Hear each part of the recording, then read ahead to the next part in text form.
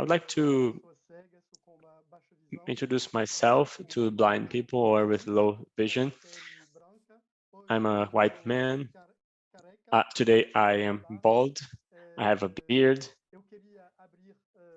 I'd like to start thanking all the people who prepared this meeting, but especially the two executive assistants of IIP, Dorothé and Gabo. They are here with us. Without them, nothing would happen. I'd like to thank the interpreters as well. If today we have part of the team, and with them we are able to have in our event in the 4 official languages of IIP: Portuguese, French, English, and Libras, the Brazilian Sign Language. I'm going to introduce to you the guest, but before this, I will talk about another person who will be with me, Antonella. Antonella Marreiros. She will introduce herself probably now. Antonella, you can introduce yourself, and then we're going to introduce our dear guest. Good morning, Benoît. Good afternoon. Good morning, good afternoon. It's still a good morning in the United States. It's a pleasure to be here today. Ainda é manhã aqui nos Estados Unidos. I am a practicing psychoanalyst based off in Nashville, Tennessee. And it's a pleasure to be here with you today, serving as the carrier of the enigmas. I am going to be reading your questions and reactions to our dear presenter, Ceren Korulsan. I think, yeah, we have a short time today, so I will leave it here. Thank you. Thank you for the invitation, Benoît. Muito obrigado, Antonella. É prazer de te ter. Thank you very much, Antonella. It's a pleasure to have you with us. You didn't mention, but you have an important role in the Psychoanalysis Institute, and you are a director of a research laboratory that works with psychoanalysis. We have people from all over the world. I think there are people from the 5 continents here.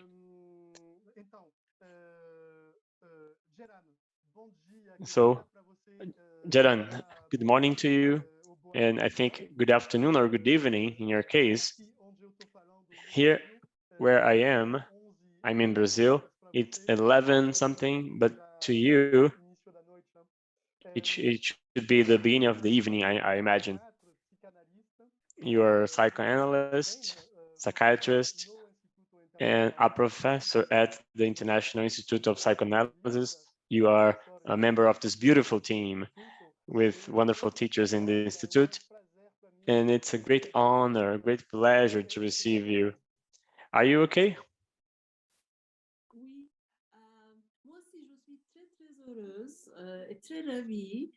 I'm really happy.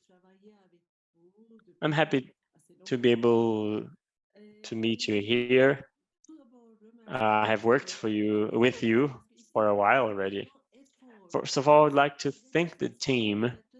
There's a big effort of this organization, the interpreters. There are other dimensions for this event to happen. Yes, here it is 5 p.m. We are now in several continents with different time zones. And it's really beautiful, isn't it? I think it's really beautiful. Could you please introduce yourself to the people, please? People who have a vision impairment. I'm 43 years old. I'm a woman. My eyes and my hair are brown. I don't know what else I could say. I don't have anything really that can call someone's attention. Eu achei maravilhoso, e um acaso, porque I found it was wonderful It's the first day of April, and we will talk about lies, the lies of desire. And before that, Ceren, could you talk a little bit about yourself? As I said, you are a psychiatrist, you are a psychoanalyst, you work in Istanbul, Turkey. So please talk a little bit about you, and I have a question to ask. Could you share with us how you arrived in this place of being a psychoanalyst? So being a psychoanalyst, I think it's a place that you reach. So how did you reach this place?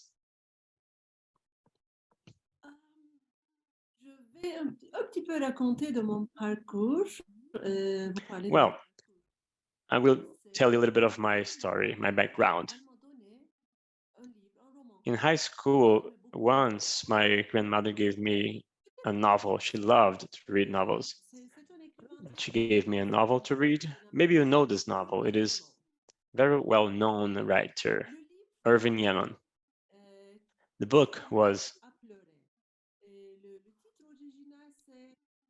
And Nietzsche Cried.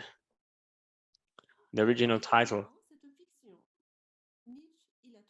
is I don't know about the original title, but it is a fiction. Nietzsche has constant migraines and he will see Freud. And thanks to this, I discovered, maybe I had heard about somebody who was called Freud. I was only 15, but after this novel, I was quite intrigued. And there was a man, Sigmund Freud, invented something called psychoanalysis, and it's really interesting. And because of my family, I pay attention to this. And Freud was a neurologist, and I thought of, thanks to this, I thought of being a psychiatrist. Then I became a doctor, a medical doctor, and I went to the residency, and it was very complicated because there are many people, many exams, but I started my residency. And I realized that in the first moment, I thought I wanted to be a psychiatrist, but there was no psychoanalysis where I lived. But still, there was an idealization of psychoanalysis with almost all residents at that time, and still until today. We can say that in the past 40 years, especially the last 30 years, among the psychiatrists, psychoanalysis is something that is idealized. The story of psychoanalysis in Turkey is not really beautiful, but there were some psychoanalysts in Turkey. So I went to this psychoanalyst and I started my experience as a patient. I did it at the first session, then I went to the second session with the Lacanian psychoanalyst. And all this journey, my first idea of psychoanalysis, during all this journey, there was no difference.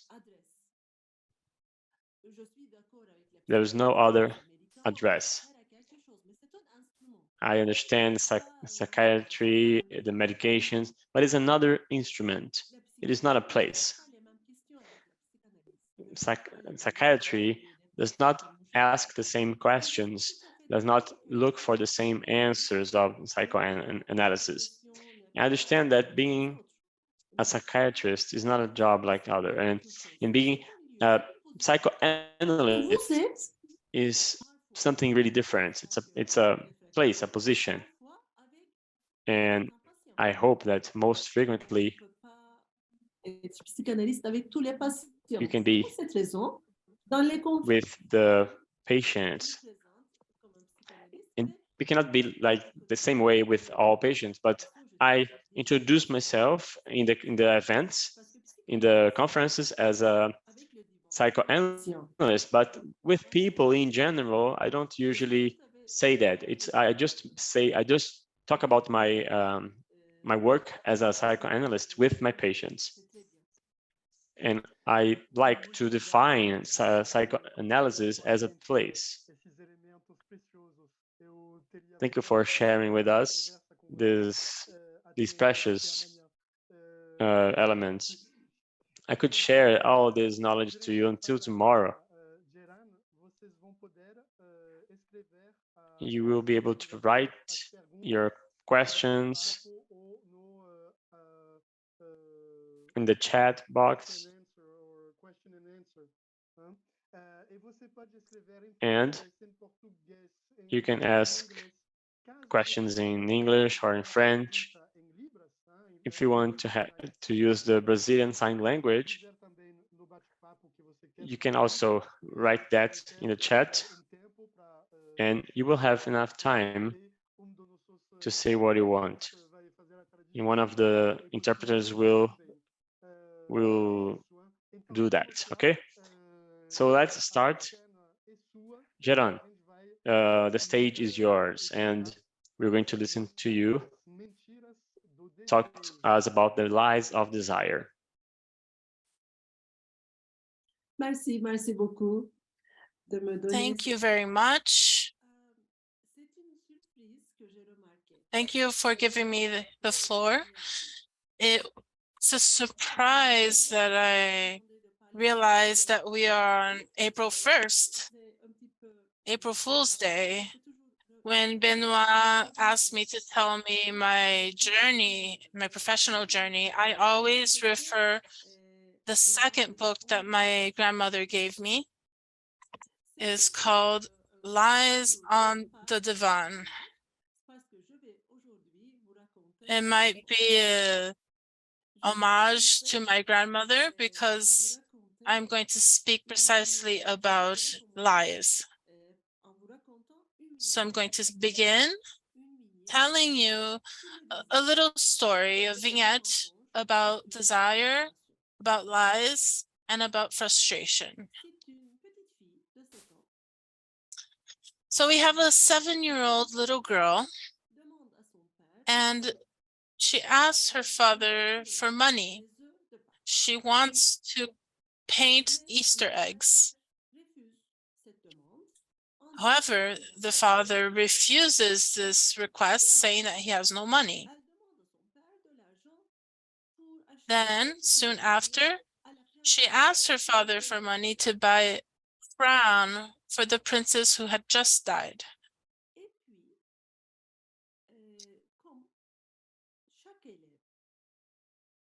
So each student, they had to give 50 pfennigs to their teacher to buy the crown. However, her father gives her 10 marks. So she pays her share. She gives it to the teacher, and she puts 9 marks back on the father's desk. With the rest of the money, the little girl bought the paints that she kept in her cabinet, in her toy cabinet. Then, when they were having a meal together, the father asked the child what she had done with the missing 50 pfennigs. Did you buy paint with this money? So the little girl denies this. She says that no. But her 2-year-old brother, with whom she wanted to color the eggs, he then betrays her, and he says that the paints were in the wardrobe. So this vignette, this clinical case, is in Freud's book called Neurosis, Psychosis, and Perversion. You can find it in the chapter entitled 2 Lies Told by 2 Children, or 2 Child Lies, depends on the edition. So, you know, Freud is an exceptional clinician. he is very interested in these 50 pfennigs, which is like 50 cents. He makes us ask the question, why did she tell this lie? Why would this little girl tell such a lie? So he gives us so many explanations about this, but I want to start with something that Lacan evokes for us. We can find one of the answers in function and the function and the field of the word. So he says, the unconscious is the chapter of my story that is marked by a blank or occupied by a lie. It is the censored chapter. So Lacan, what is he saying? He's saying that unconscious is structured as a language, but now he's saying that the unconscious is a chapter of my story occupied by a lie. Therefore, the unconscious can be constituted by a lie, as a lie. So this is very interesting if we think about it. So we must think, what can we find in this censored chapter? What does it say? I'm going to try to tell you. The father, when he finds the paint, he is furious. So he understands that the girl was lying. He asks her mother to punish her. Freud doesn't really tell us what the punishment was, but when she punishes the girl, she feels so helpless that soon after the mother tries to calm her down, puts her in her laps, takes her for a walk, tries to console her. But after this event, that constitutes a true turning point in her childhood. The cheerful and confident little girl that she used to be, she now becomes a shy and fearful girl. It's not because the punishment was brutal, but it's because there's something that is very important at the unconscious level. Because Freud understands the importance of these 50 pfennigs, of these 50 cents, and he's going to explain to us why it's so important. So at the age of 3.5 years, the nanny that takes care of her, she takes her to the doctor. So the nanny takes her to the doctor. The doctor is someone who has a love affair with the nanny.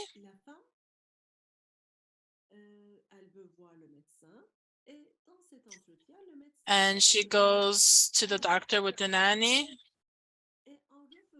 And in this encounter, the doctor gives the nanny some money. And when they go back home, perhaps the nanny is trying to buy the little girl's silence. The nanny buys her some treats, some sweets, and she gives some of the rest of the money, probably as a bargaining chip, but in exchange. And when the little girl goes back home, she plays with this money in such a way that her mother notices the money and asks her some questions. And when the girl asks the questions, where is the money? She ends up denouncing the nanny, and the nanny is then fired. So Freud tells us that for that child, the fact that she took money from someone can be linked to sexual intercourse to the body and to love. So I'm going to quote Freud's passage here. Thus, for the child, the fact of receiving money from someone meant donating their body very, very early or having a romantic affair. So taking money from the father was equivalent to a declaration of love. The fantasy that made her father a lover was so seductive that Thanks to his help, the childish desire to have paints for Easter eggs easily outweighed the forbidden. However, she could not confess that she had taken the money. She was forced to deny it because the motive for this act to her, a motive that was unconscious to her, was not confessed, was not avowable. And therefore, her father's punishment was a refusal of the tenderness that she was offering him. He had disdained her, and thus he destroyed her world. So that's the censored part that Lacan references in his text. The girl is not just disappointed that she did not have the paints that she wanted. She is also disappointed because of her expectations that are unconscious. She could not say that she had taken the money. She could not confess it.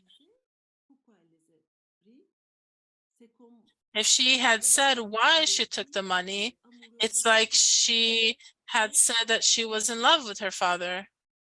So it was impossible.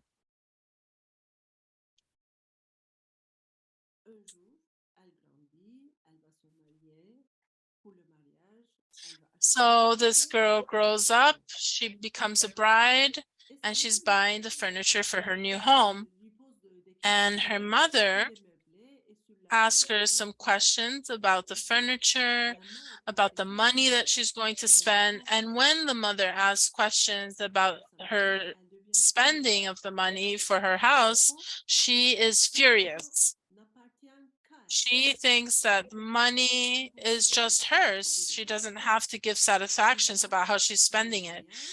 So it's impossible to talk about money with her. And later on in the marriage, money will become a problem between her and her husband. She always wants to separate her own money from her husband's money. She wants to separate it. So the fannings, or the sense, which was the universal currency of her childhood, they did not allow the little girl to buy her silence at 3.5 years old.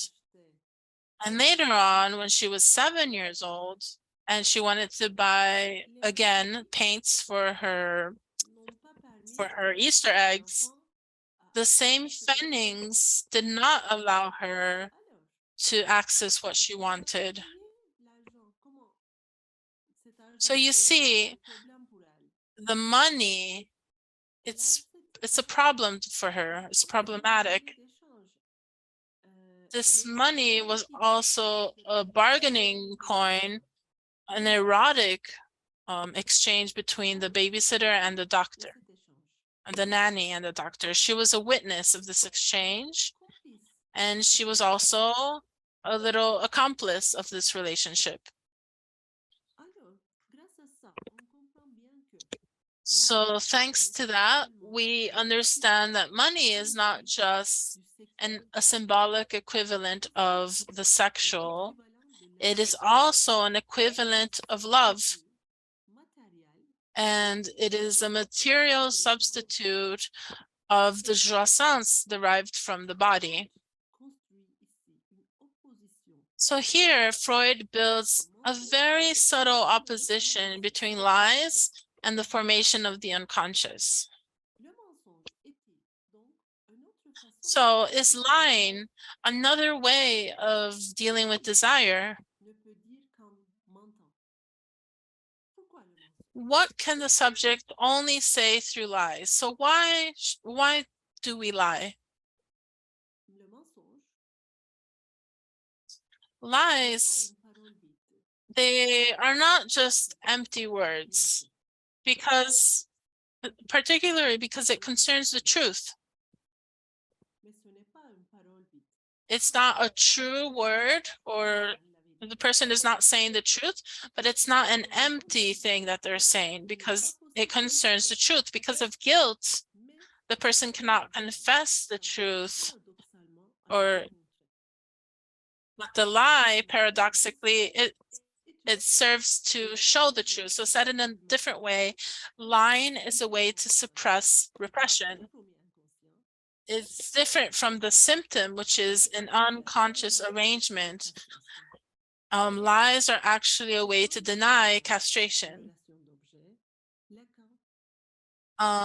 In the relationship of the object, Lacan will explain this following point. He will say that children deny when the child, she denies castration when she says that she did not get the money. So that is the proof that there is an unconscious desire there.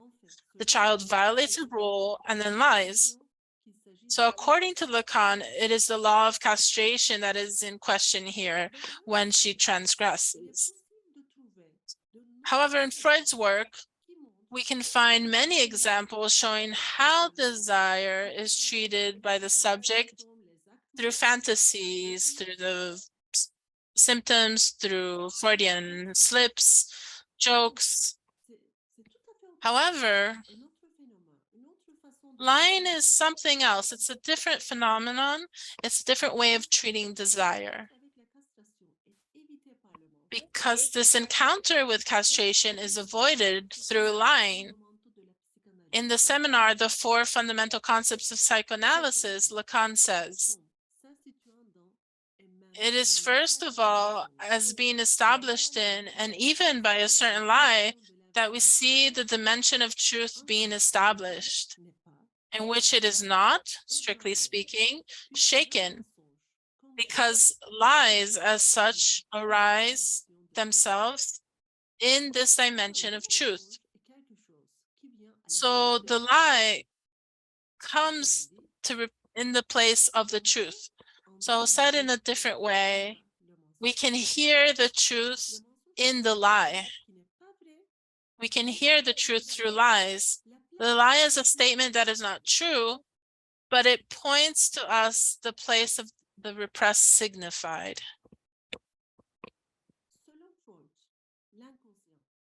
So according to Freud, the unconscious does not reveal itself in a positive way. And the analytical experience demonstrates that we are always access it in an indirect manner. So you know that sometimes our patients say, oh, I had never thought about that. Oh, this never came to my mind. This is a very common thing that patients say. And every time that we hear this expression, we can translate it as follows. Oh, yes, you have touched on something of the unconscious. Because the Nalazan, he cannot express his desire explicitly, and nor can he tell the truth of their desire. But these lies and other formations of the unconscious, they serve to express the repression. So therefore, we need to reflect upon what the subject can only say through lies. And I hope and I expect that the two lies, the two childish lies, this small text, this can open the way for us. I will stop here. So we have some space for questions, comments. I've been wanting to talk about some things for a while, but first I'm going to open the floor for you guys. In a very short amount of time, you were able to transmit to us very precious elements. I thank you. So Antonella, please, we already received some questions, some reactions in the chat. Benoît, thank you so much for exactly. I agree with Benoît. Your power of concision is really something to reckon with. Very good. Thank you, Ceren.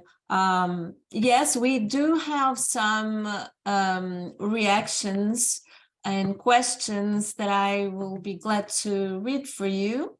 Can everybody hear me well? Okay. The first question is by Gabriela Forjas. Eu vou ler a questão em português. I'm going to read the question in Portuguese. Gabriela fala. So Gabriela says it's exactly that. We can learn about a person. We can learn things about a person through what they hide with no moralism. She also, Gabriela Forjas also compliments Ceren for the synthetic, for the concision and power of synthesizing so well such a complex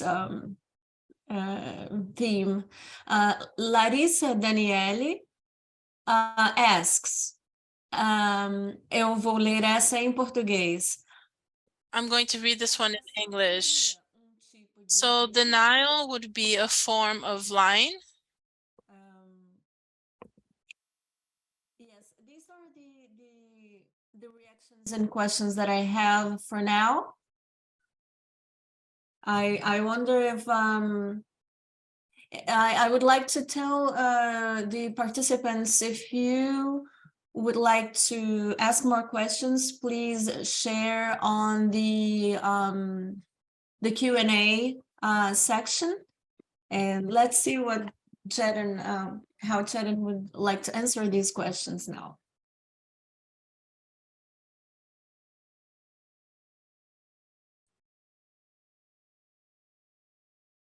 En Turquie, il y a beaucoup de chants télévisés. Il y a aussi une Bem, well,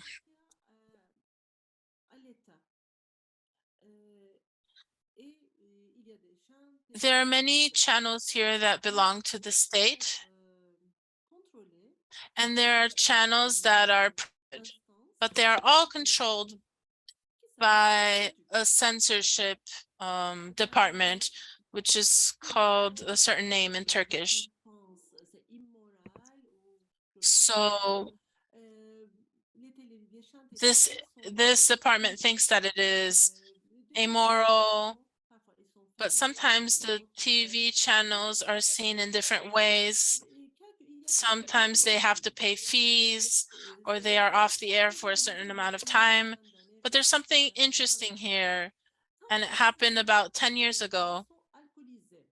For a few months, an alcoholic beverage, a cup of wine or beer, or when someone starts to smoke on the TV, they would put something on the screen, a filter that would hide the drink or the smoking. I think this is very funny because we can see that every time somebody drinks something alcoholic or when they are smoking, but every time I see that image, that censored image, then it's very clear to me that somebody is smoking. So this is what Freud is talking about. When he sees denial, he notices it. He will have his attention drawn to that. And it's the same thing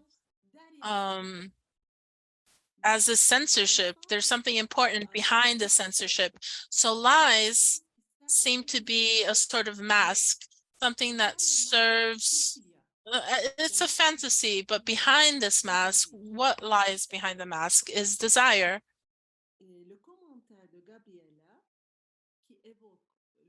And the comment of Gabriela that evokes the word hidden, yes, I agree with you.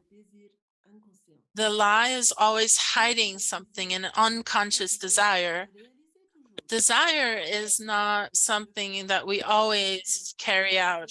The little girl, for example, she wouldn't want to actually carry out her unconscious desire. However, she expressed it.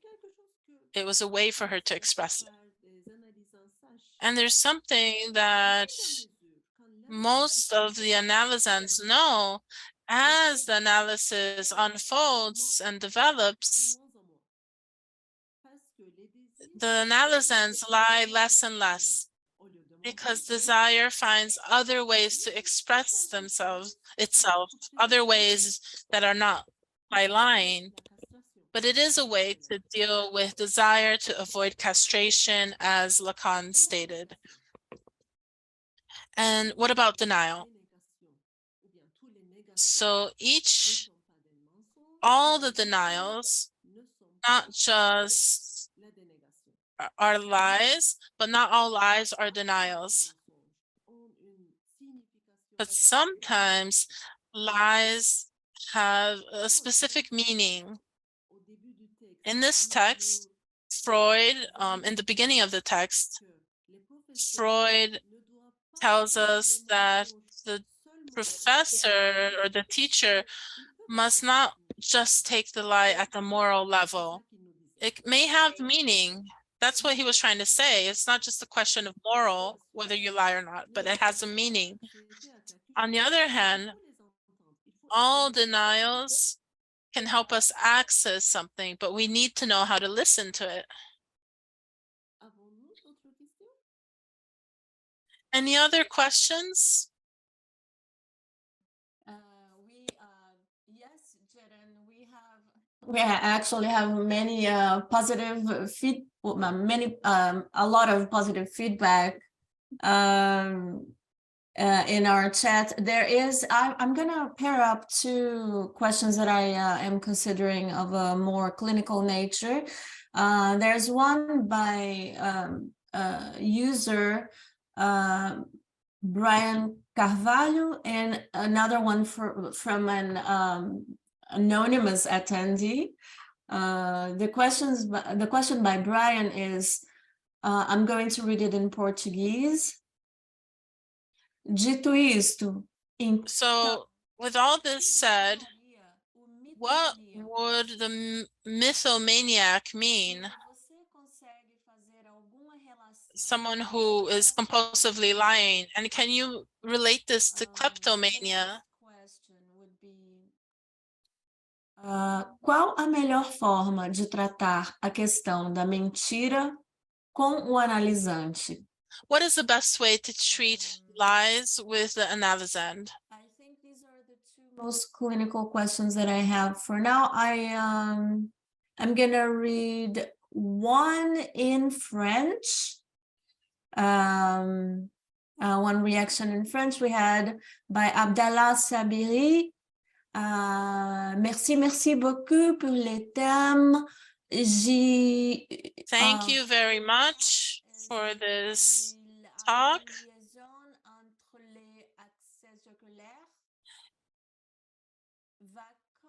Do lies have a connection with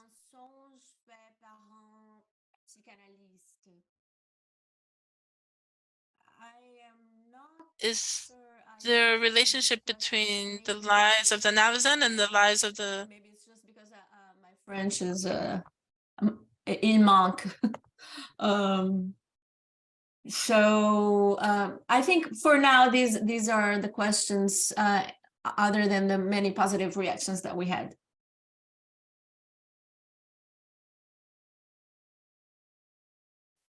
Just one more observation. It seems like some of you are still having some problems with the where to write down your questions and reactions. There is a section called Q&A that you can use if you have more questions and reactions to offer us, and I will read them for you. Thank you.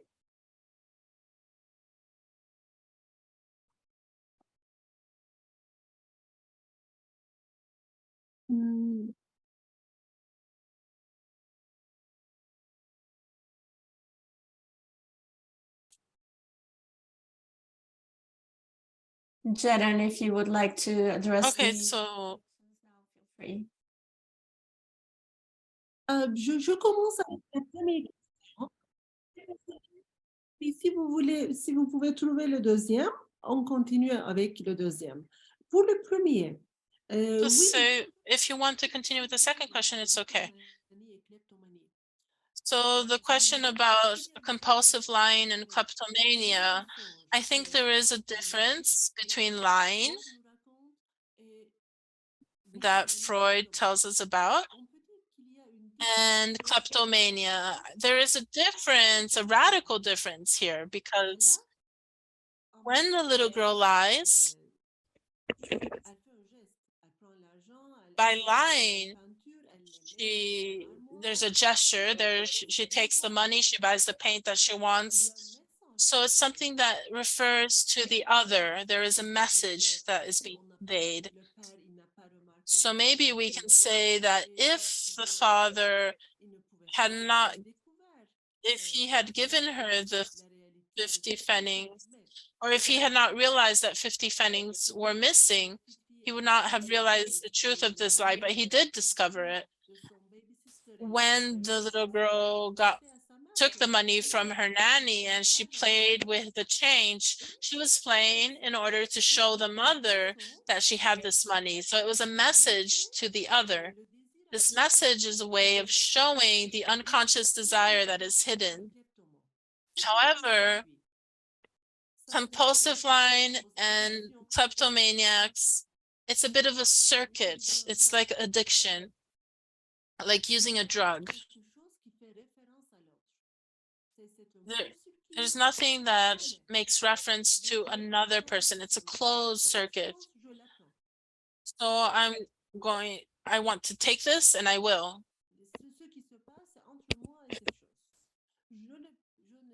What happens is between me and the thing.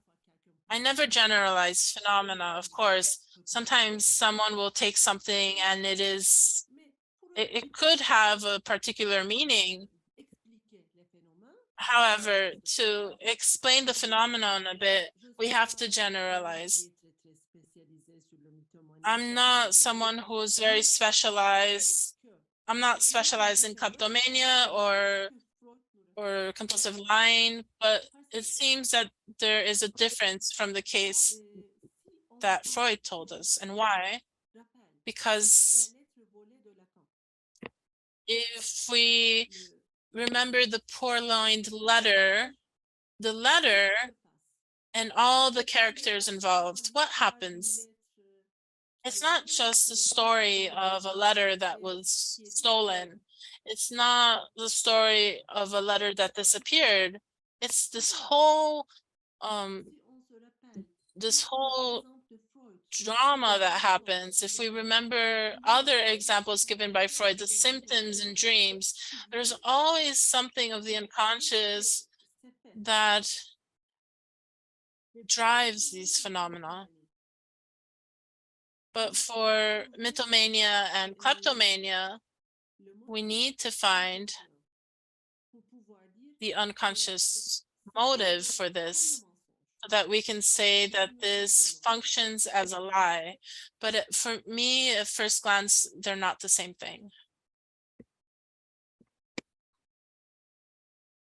I'm going to speak English. Thank you, Ceren.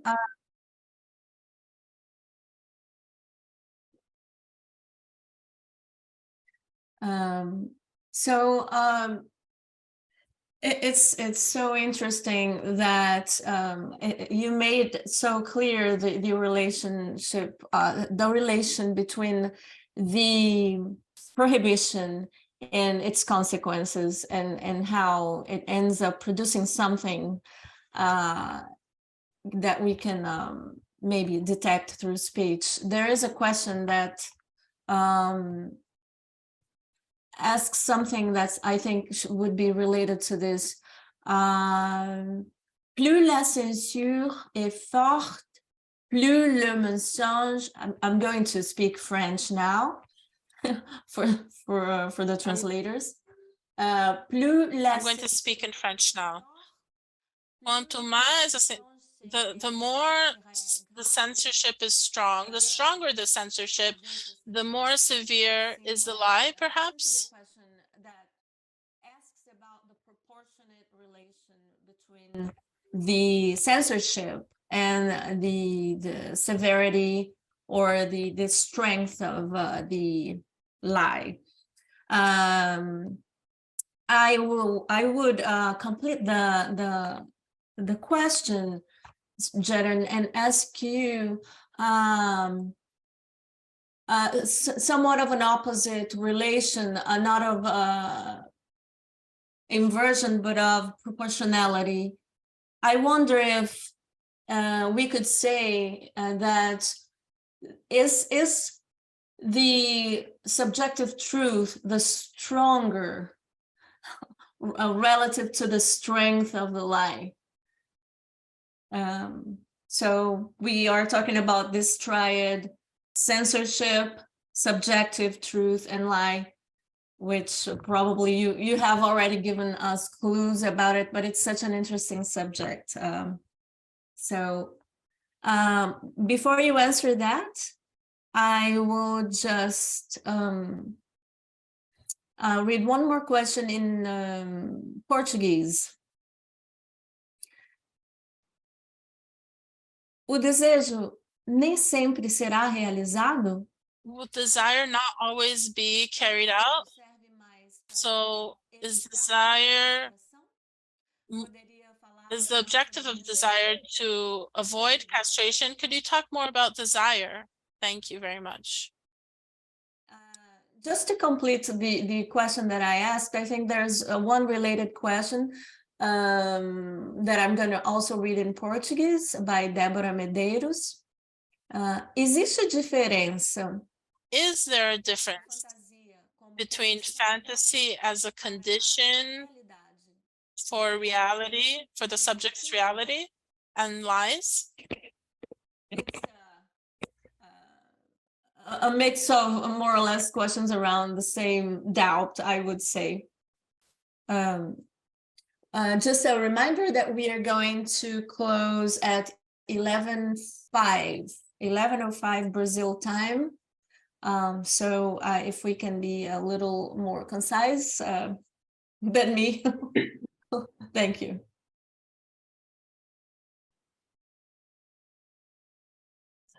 Je vais essayer de répondre le plus brièvement possible. I'm going to try to be as brief as possible. Je n'ai pas évoqué un point, quelque chose que vous connaissez. Quand le sujet dit I did not talk about something here. When the subject says I'm lying, it's a paradox, because the subject who is sustaining the statement, they will receive this answer. You're telling the truth.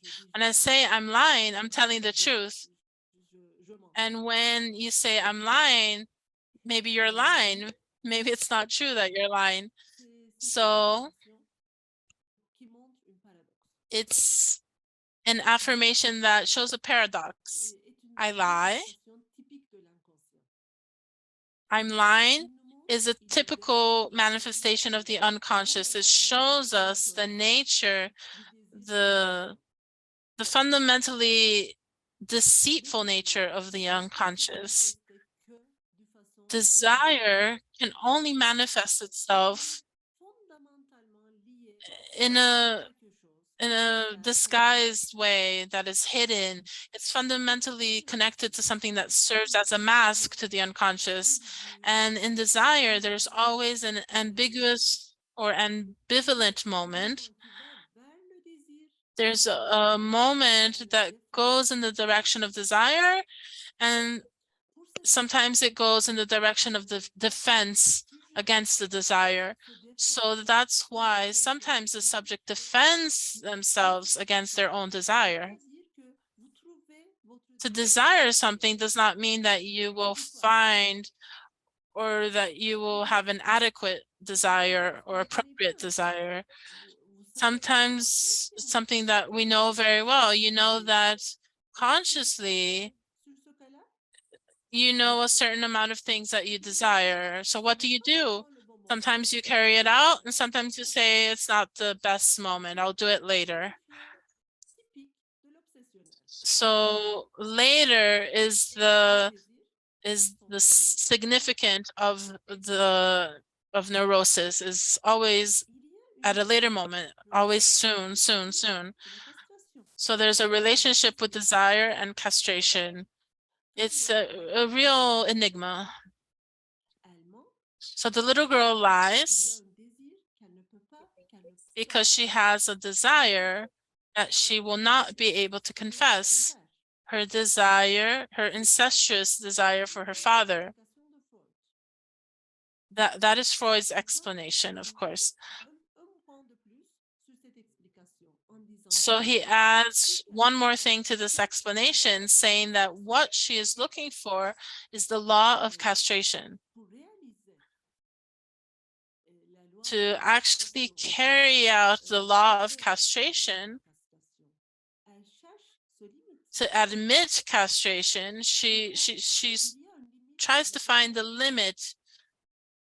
She knows there is a limit, that she cannot cross over that limit. So the lies help her carry it out and also resist castration.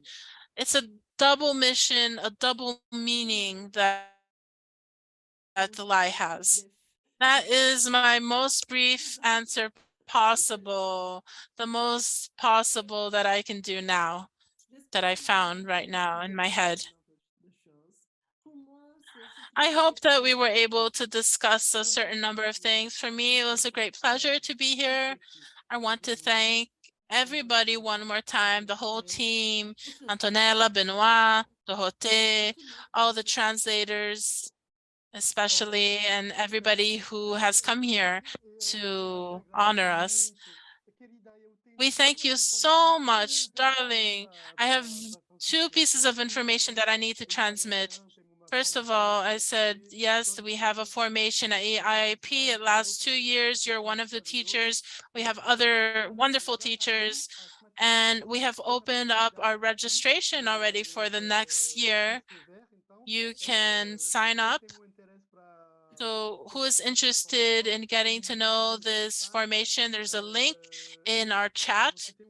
And if you're interested to do this formation, you can see what's in the link, and we can have an encounter in English, French, or in Brazilian Sign Language and Portuguese. You can have an interview in any of these languages. We have the next IIP Talks on June 3rd with our dear Marcelo. He's a psychoanalyst, and he also is responsible person for everything that has to do with accessibility at the IIP. It's at his heart of our concerns. We take great care to address accessibility. He will talk about psychoanalysis and sign language, and it will be very interesting. So Antonella, thank you. Thank you to all the translators. Once again, dorothé and Gabu for this incredible job that you have done. And Ceren, we thank you from the bottom of our hearts for your presence and for your presentation, because as always, it was very interesting. Thank you, everyone. We can close our session. So good day or good evening, depending on where you are. Bye-bye and see you soon.